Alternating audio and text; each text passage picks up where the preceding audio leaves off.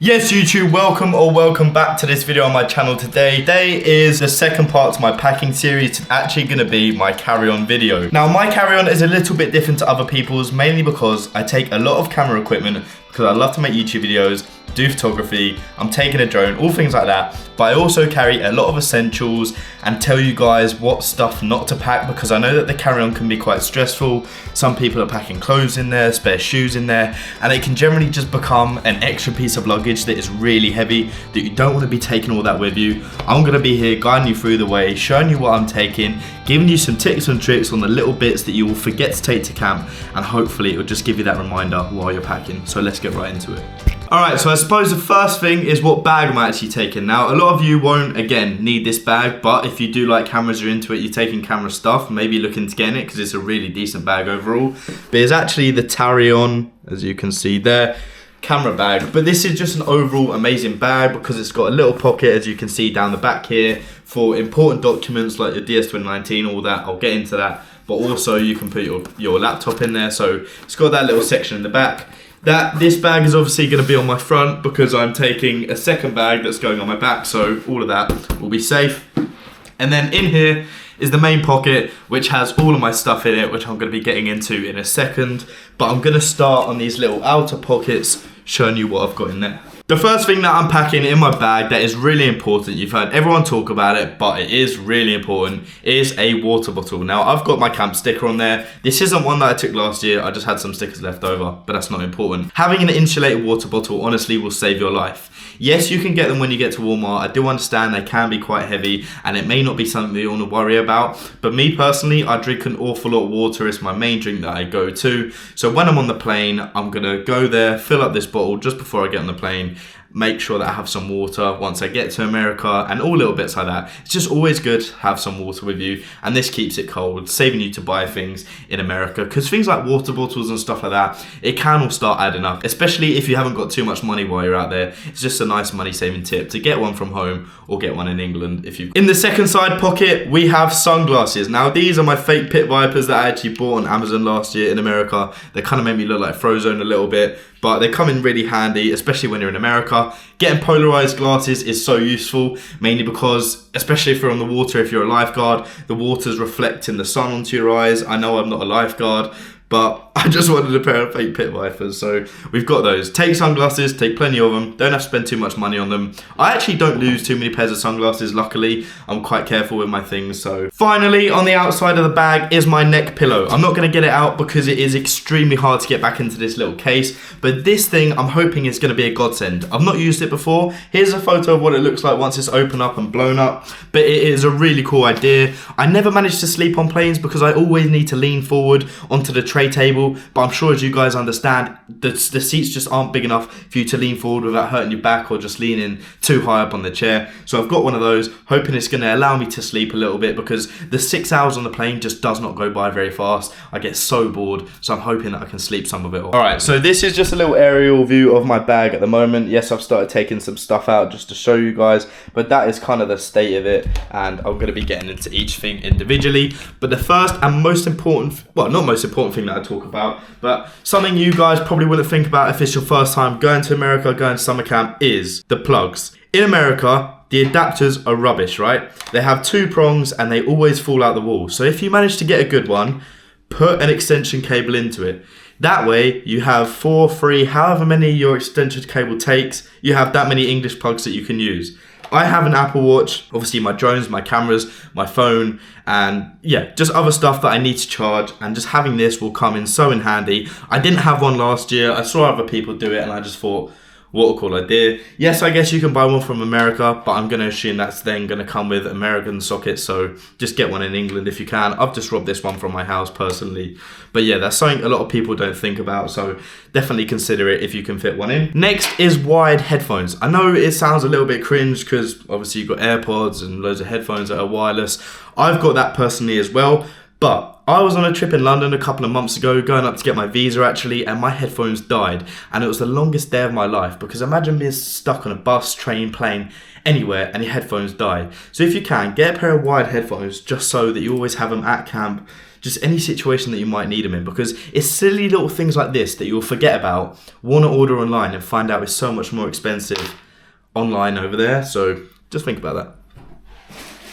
Next is my plug adapters, my portable charger, and a pair of AirPods. Yes, I appreciate I just spoke about wireless earphones, but you can take those as well. So yeah, I've just got mine in a little bag like this. No point in me taking it all out, but you can see them all in there. It's really important to have a portable charger. I didn't have one last year because I just bought my phone brand new and I thought I'm gonna be blessed. Honestly, I was blessed for a lot of it, but then when we started to go out for like really long days afterwards on traveling, I realized how my phone can actually hack it. The heat in America will overall like wear down your battery, unfortunately. So take a portable charger if you can, or just try and nag one from someone else. Medication, pills, anything like that, I would always put into my carry-on if you can. If you've got so much of it, just put it in your suitcase because that's probably easier. Me personally, I only actually have medication for hay fever. Yes, hay fever is bad out there. Last year, my eyes were absolutely streaming with water right up until the end of summer, mainly because the high pollen count when you're in these sort of outdoor counts 24/7, it's bad. I get hay fever really bad, my eyes start itching, and life just gets long. So if you can, take some hay fever meds. You can buy stuff while you're out there, but I'm just taking some with me so that I'm prepared right from the start. Next is, I'll get into some of my camera equipment. I'm really going to rush over this because it's not important to a lot of you, because you probably don't make YouTube videos and don't do like street photography and stuff like that. Obviously, I've got my main camera here, which I'll be doing videos and stuff with. I've got a mic, I've got the charger for it all. Lucky enough to be taking a drone with me. I love to capture life in like cinematic movie style kind of content, because imagine when you're older, just getting back to look at your travels when you were sort of 20, 21, 19, 18, however old you are, and you get to look back at stuff as though it's like a little film that you made. Yes, I appreciate it's a little bit cringe when you're actually in the moment filming stuff, but I do YouTube now, so I've kind of got over that hurdle a little bit. But yeah, I'm taking a drone with me, and that's just something cool. If you've got one, maybe you want to take it, especially for your travels afterwards. Like I'm going to places, San Francisco, Utah's going to be incredible, Texas, California, places like that, that a drone would just be pretty cool to come with. Speakers. Speakers are kind of a hit or miss conversation when it comes to summer camp because a lot of people take them. I'd say, well, there's only like 50 staff members at my camp, and generally probably about 75% had a speaker. You're going to be in social situations the first couple of weeks of camp. Things are a little bit awkward. So getting to play some music, getting like people to hop on the speaker from different countries, get them to play their kind of music, getting involved with people's different cultures and backgrounds, and just sort of mixing in with stuff like that is really cool.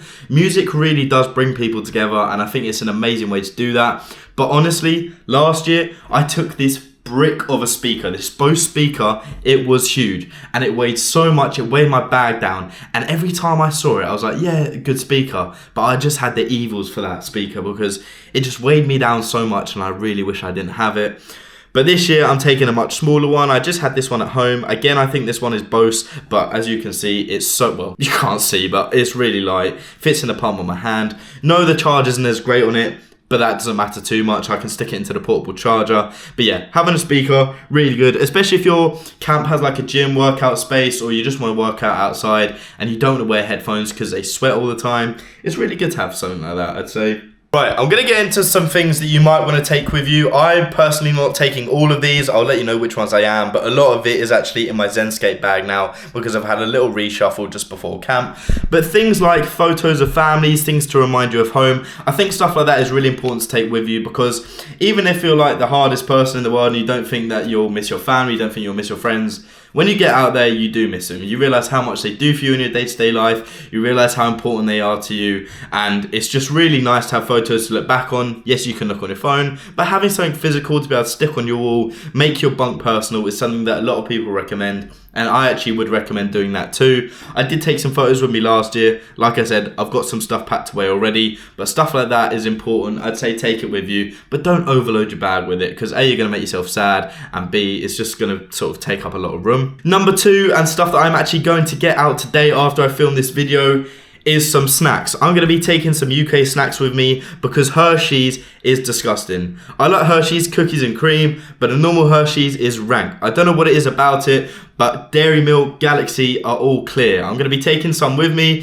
Some of my friends out there are actually interns or have been in America for quite a while now, so they're probably running out of chocolate. I'm going to be taking some, stocking them up, helping them out, and hopefully it'll put a smile on their face. Finally, chargers. Chargers is something that a lot of people forget. Oh, also, while I remember it, retainers. If you wear braces, have worn braces in the past, and you have a retainer, please pack it the night before you go. Don't wear it the night and think I'll pack it in the morning. I did that last year and I forgot it. I got to the hotel in London the night before I was about to fly and I knew I'd forgotten it. I had to text my mum and then she sent it to me, but it didn't get to me until like 2 or 3 weeks into America, and it also costs a lot to send stuff to America. So just please remember your retainer or anything like that if you wear it. Yeah, like I said, chargers. A lot of people, obviously, you're going to be charging your phones the night before you go, your watches, all little bits like that. Just remember to make sure that you put those in your bag, mainly because, obviously, you don't want to have to buy chargers when you're out there. Chargers in the airport cost an absolute arm and a leg. I don't understand why. They're cheap, they're rubbish, but just make sure that you pack your own because it's not something that you want to spend your own money on. And the final and most important thing in this video that I've kept you guys waiting for, take your forms. If you don't take your forms to America, you can't get into the country. It's kind of as simple as that. You've got all these forms, and yes, it's going to be stressful. Make sure you keep them safe. Don't screw them up at the bottom of your bag. Put them in a folder like this if you can. Mine, like I said, is going in the safety pocket in my bag. But take that because you need them. Easy as that. Hopefully, keep all your stuff safe and make sure that you pack your forms into your carry-on. Alright, now that is the end of my carry-on video. Yes, I appreciate it's not as long and probably not as in-depth as my other packing video, but that is because I think that carry-on can often get quite overcomplicated. People pack so much stuff in there. I've seen people packing extra socks, pants, all stuff like that. Yes, if you need it, I fully appreciate, try pack it in there, but you just don't want a massive rucksack on your back for the whole time, because I'm trying to make your life as easy as you can get once you get to America. So thank you guys for watching this video. If you did enjoy, please leave a like and subscribe. While I'm out in America, I'm going to be doing a series called Camp Talks, which is going to be sort of week by week videos that I'm making while I'm out in America, introducing you to my friends, experiences that I have, the travels afterwards. It's all going to be so exciting and I cannot wait to share it with you. So yeah, I'll see you in the next video, which will be me on Wednesday traveling to camp. See you there.